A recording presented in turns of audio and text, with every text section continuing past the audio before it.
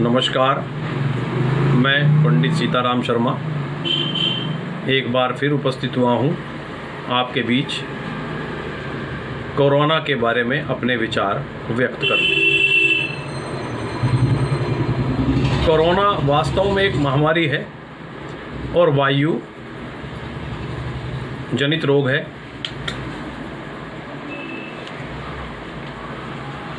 ज्योतिषीय चिकित्सा में ये पनपता कैसे है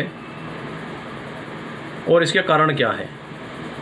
मिथुन राशि, तुला राशि और कुंभ राशि ये वायु जनित राशि हैं, वायु तत्व की राशि है। इनके पीड़ित होने पर संसार में इनसे संबंधित रोग उत्पन्न होते हैं।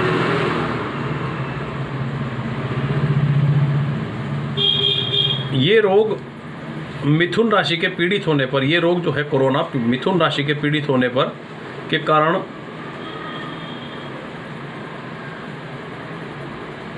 इसका ये हुआ है। मिथुन राशि पर पापत्व प्रभाव, मिथुन राशि पर राहु और शनि जैसे वायु जनित ग्रह का प्रभाव एक साथ पड़ना मिथुन राशि को पीड़ित कर गया और मिथुन राशि से संबंधित वायु जनित रोग उत्पन्न हो गया। चिकित्सा विज्ञान में अगर मैं इस रोग की बात करूं तो श्वास नली संबंधित यानी श्वास नली का शोथ भी इस रोग को कह सकते हैं। मिथुन राशि श्वास नली के हमारे जो शरीर में पार्ट्स है श्वास नली की को इंगित करती है और उसी से संबंधित ये रोग उत्पन्न हुआ है राहु और शनि के प्रभाव के कारण।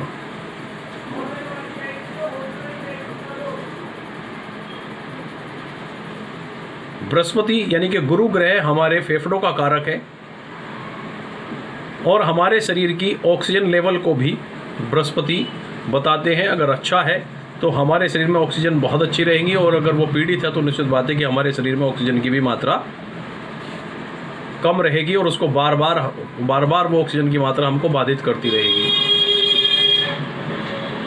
गुरु की दुर्बलता फेफड़ों संबंधित रोग का कारण बनती है। मिथुन राशि के और गुरु ग्रह के पीड़ित होने पर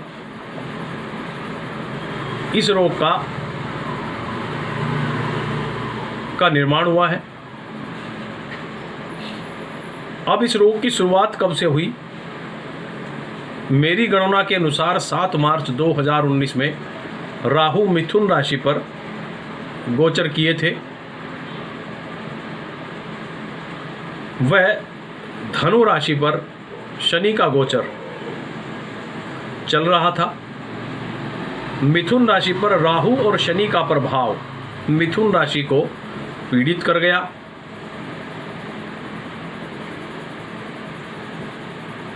चूंकि मिथुन राशि पर राहु थे और बृहस्पति शनि उस पर दृष्टि मार रहे थे सप्तम धनु राशि पर बैठकर, इसलिए इस रोग का निर्माण हुआ।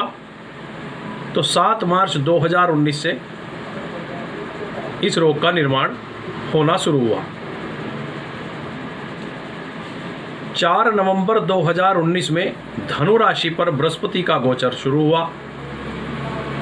तब बृहस्पति की दृष्टि मिथुन राशि पर पड़ी तो इस रोग का पता चला। शनि में राहु का वायु जनित प्रभाव बृहस्पति पर भी पड़ रहा था। चूंकि बृहस्पति शनि जो थे वो धनु राशि पर थे और राहु मिथुन राशि पर और शनि बृहस्पति के साथ ही केतु के साथ मौजूद थे, तो बृहस्पति भी और मिथुन राशि दोनों पीड़ित हो गई। इस कारण फेफड़ों संबंधित वायु जनित रोग का निर्माण हुआ। और जब बृहस्पति पीड़ित हुए तो इस रोग का फैलाव शुरू हुआ। 24 जनवरी में शनि धनु राशि छोड़कर मकर राशि पर पहुंच गए।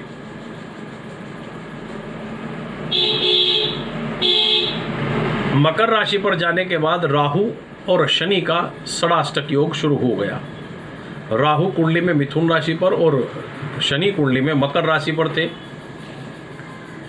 मिथुन राशि वायु को इंगित करती है वायु तत्व की राशि है और मकर राशि पृथ्वी तत्व की राशि है। तो पृथ्वी पर इस रोग का फैलाव शुरू हो गया।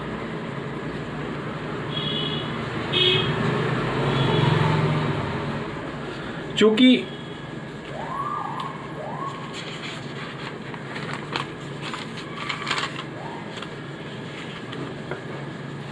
तीस मार्च से गुरु ने राशि परिवर्तन किया और वो भी मकर राशि पर शनि के साथ पहुंच गए। नीच के बृहस्पति के आने के कारण भारत जैसे देशों में भी इसका फैलाव शुरू हो गया। ये 30 मार्च से शुरू हुआ और बड़ी मात्रा में इसका फैलाव विश्व में भी फैलने शुरू हो गया और बड़ी संख्या में वायु जनित यानी कि ऑक्सीजन से संबंधित मृत्यु होने लगी। लोगों को ऑक्सीजन की कमी होने लगी, इस कारण मृत्यु व्यक्तियों की होने लगी और बड़ी मात्रा में लोग बाग जो हैं इस रोग से पीड़ित हो गए। गुरु 30 जून तक इसी राशि पर स्थित रहे तथा 30 जून के बाद और 20 नवंबर तक धनु राशि पर वापस पहुंच गए। इस कारण इस रोग की भयावता में कुछ कमी आ गई और 23 सितंबर में राहु भी मिथुन राशि छोड़कर वृष राशि पर पहुंच गए और केतु धनु राशि पर परिवर्तन कर गए। वृष राशि पर विराजमान हुए राहु ने इस रोग में कमी कर दी, यानी कि मिथुन राशि को छोड़ दिया। तो मिथुन राशि जो बहुत ज़्यादा पीड़ित अवस्था में थी उसमें कुछ कमी आ गई। तो 20 नवंबर के बाद गुरु फिर मकर राशि पर पहुंच गए और इस रोग को के फैलाव में कमी कर दी। लगने लगा कि अब ये रोग खत्म हो गया और वैक्सीन का भी निर्माण इस बीच हो गया और वैक्सीन भी लोगों को लगनी शुरू हो गई। तो लोगों को लगा कि अब इस रोग का जो है खात्मा हो गया। लेकिन चूंकि शनि अभी मकर राशि पर ही चल रहे हैं तो मिथुन राशि को पीड़ित तो कर ही रहे थे। जैसे ही बृहस्पति ने 5 अप्रैल की रात्रि और 6 अप्रैल के बाद 2021 में गुरु ने अपनी राशि का परिवर्तन किया और वो कुंभ राशि पर पहुंच गए।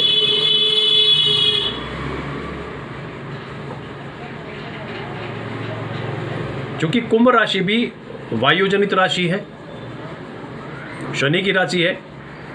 शनि अपनी कुंभ राशि से 12वें स्थान पर गोचर कर रहे हैं।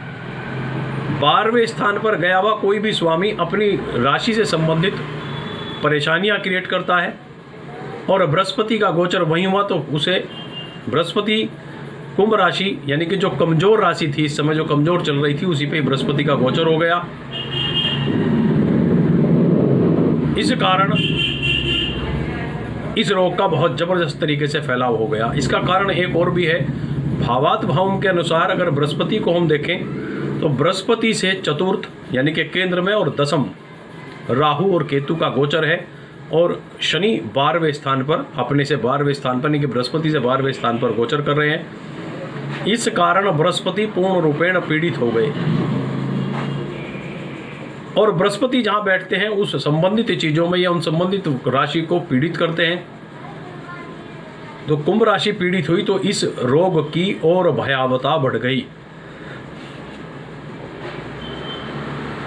और बहुत बड़ी संख्या में लोग बाग जो है इस रोग से पीड़ित होने शुरू हो गए। 13 अप्रैल में मंगल मिथुन राशि पर गोचर करने लगे और मिथुन राशि मंगल के द्वारा फिर पीड़ित कर दी गई। चूंकि मिथुन राशि से 6ठे स्थान पर मंगल का गोचर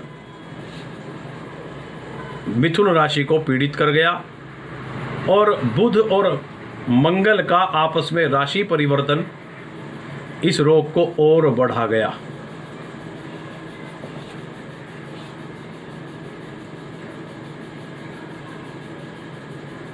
अब 30 तारीख में चूंकि बुध अपनी राशि बदलेंगे, राशि परिवर्तन करेंगे वो वृष राशि पर राहु के साथ आ जाएंगे और बृहस्पति से केंद्र में एक शुभ ग्रह का गोचर चलना शुरू हो जाएगा।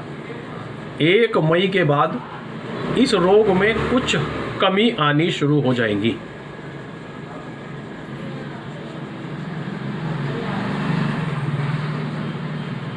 बृहस्पति 14 सितंबर तक कुंभ राशि पर ही गोचर करते रहेंगे।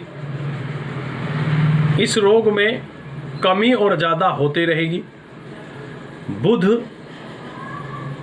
का गोचर अच्छा या बुरा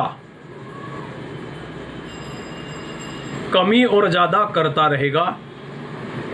14 सितंबर से 20 नवंबर तक इस रोग में फिर पहले जैसी स्थिति आ जाएगी। लोगों को लगेगा कि ये रोग अब ख़त्म होने की कगार पर है। 20 नवंबर के बाद इस रोग में फिर तेजी आएगी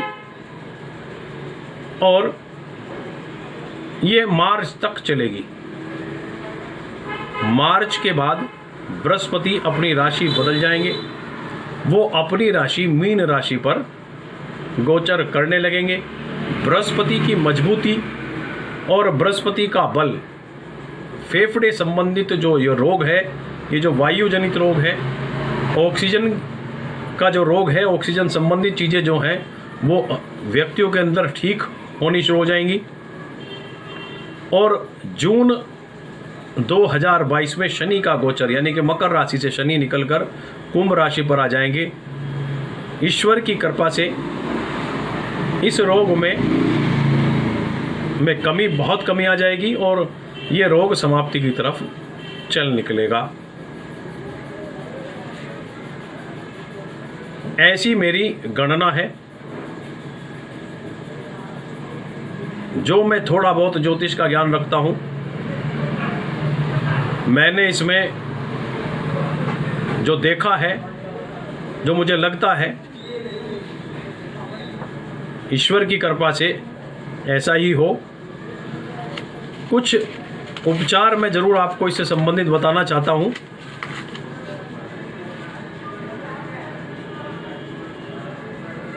ईश्वर की कृपा से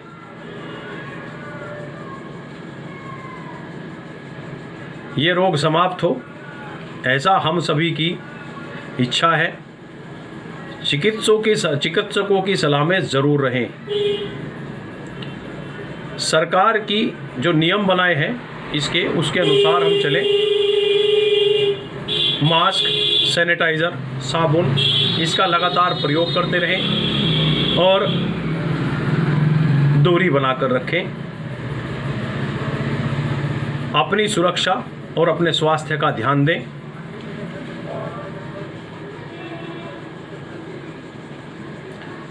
कुछ उपचार मैं आपको बता रहा हूँ। दूध में हल्दी और केसर डालकर उसका सेवन करें।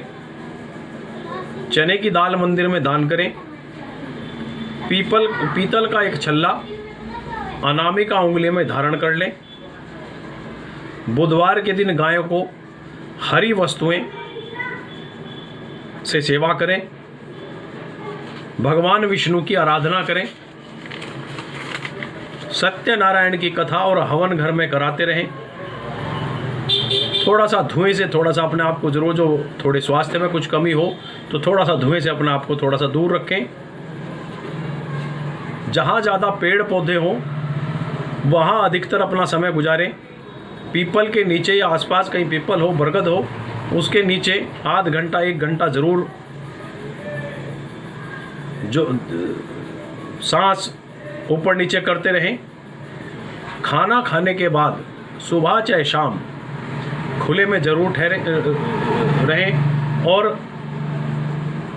थोड़ा समय बिताएं। किसी बंद स्थान पर जहाँ खिड़की ना हो, जहाँ वायु ना हो, जहाँ ऑक्सीजन ना आती जाती हो, ऐसे स्थान पर ना रहें। जहाँ ऑक्सीजन का फुल लेवल हो वहीं सोएं। कोशिश करें घर में अगर शंख हो उसको बजाएं।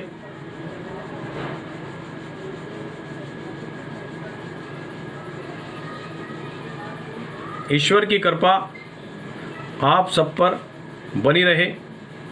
मैं आपके स्वास्थ्य की कामना करता हूँ। सभी सुखी रहें, स्वस्थ रहें।